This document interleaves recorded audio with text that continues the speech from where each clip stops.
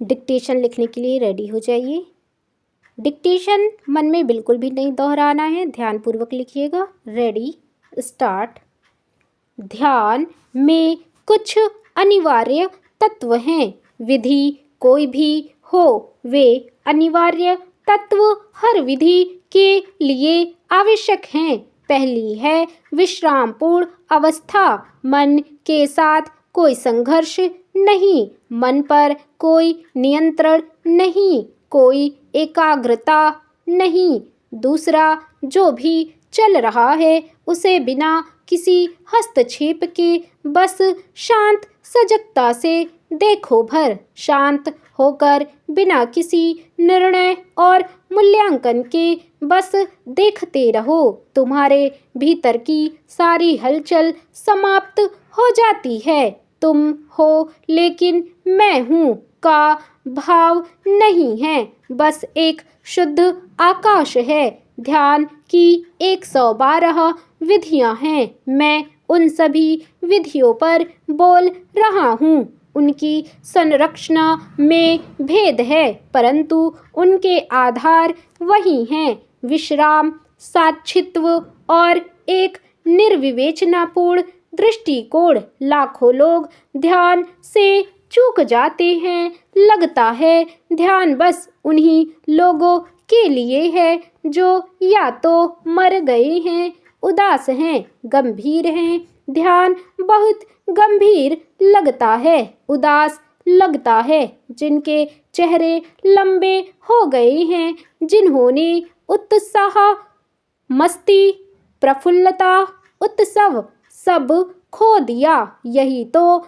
ध्यान के गुण धर्म हैं। जो व्यक्ति वास्तव में ध्यानी है वह खेलपूर्ण होगा। जीवन उसके लिए मस्ती है, एक लीला, एक खेल है। वह जीवन का परम आनंद लेता है। वह गंभीर नहीं होता, विश्रामपूर्ण होता है। जल्दीबाजी मत करो। बहुत बार जल्दीबाजी करने से ही देर हो जाती है। जब तुम्हारी प्यास जगे तो धैर्य से प्रतीक्षा करो। जितनी गहन प्रतीक्षा होगी उतनी जल्दी ही वह आएगा। तुमने बीज बो दिए, अब छाया में बैठे रहो और देखो क्या होता है। बीज टूटेगा, खिलेगा, लेकिन तुम प्रक्रिया को तेज नहीं कर सकते। क्या हर चीज के लिए समय नहीं चाहिए? तुम कार्य करो, लेकिन परिणाम परमात्मा पर छोड़ दो। जीवन में कुछ भी व्यर्थ नहीं जाता, विशेषतः सत्य की ओर उठाए गए कदम। परंतु कई बार अधैर्य उठता है, प्यास के साथ ही आता है अधैर्य, पर वह बाधा है। प्यास को बचा लो और अधैर्य को जाने दो। अधैर्य को प्यास के साथ मिलाओ मत। प्यास में उत्कंठा तो होती है, परंतु कोई संघर्ष नहीं होता। अधैर्य में संघर्ष होता है और कोई उत्कंठा नहीं होती। अभीप्सा में प्रतीक्षा तो होती है, परंतु कोई मांग नहीं होती। अधैर्य में मांग होती है और कोई प्रतीक्षा नहीं होती। प्यास में तो मौन आंसू होते हैं। अधैर्य में बेचैन संघर्ष होता है।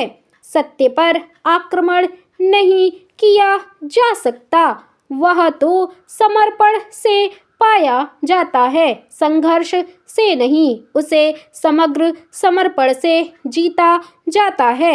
यही कारण है कि शिक्षित लोग चालाक हो जाते हैं, क्योंकि वे छोटे मार्ग खोजने में सक्षम होते हैं। यदि तुम न्यायोचित ढंग से धन कमाओ तो तुम्हारा पूरा जीवन भी इनमें लग सकता है, लेकिन यदि तुम तस्करी से, जुए से या किसी और ढंग से राजनेता, प्रधानमंत्री या राष्ट्रपति बनकर धन कमा सको तो सभी छोटे मार्ग तुम्हें उपलब्ध होंगे।